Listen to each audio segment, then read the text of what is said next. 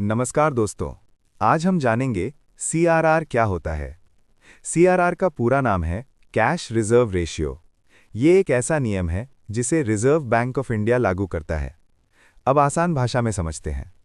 CRR का मतलब है बैंकों को अपनी कुल जमा राशि यानी टोटल डिपॉजिट्स का एक निश्चित प्रतिशत हिस्सा आरबीआई के पास कैश के रूप में जमा रखना पड़ता है। यानी अगर किसी बैंक के पास 100 रुपये जमा हैं और सीआरआर 4% है, तो बैंक को 4 रुपये आरबीआई के पास रखना होगा। और ध्यान दीजिए, इस पैसे पर बैंक को कोई ब्याज नहीं मिलता। अब सवाल है, ऐसा क्यों किया जाता है? देखिए, इसका मुख्य उद्देश्य है देश में पैसे की सप्लाई को कंट्रोल करना और महंगाई यानी इन्फ्लेशन को नियंत्रित करना।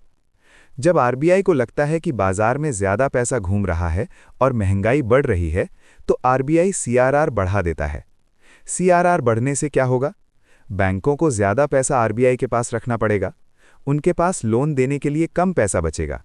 लोन कम होंगे, बाजार में पैसा कम जाएगा, महंगाई कंट्रोल होगी। और अगर अर्थव्यवस्था धीमी हो जाए, तो आरबीआई सीआरआर घटा देता है।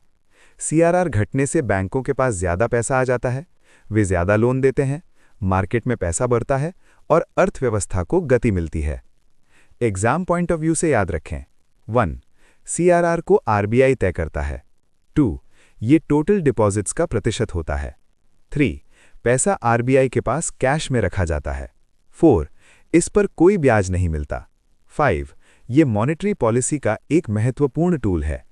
तो दोस्तों, सीआरआर देश की बैंकिंग प्रणाली को संतुलित रखने का एक बहुत ही महत्वपूर्ण हथियार है।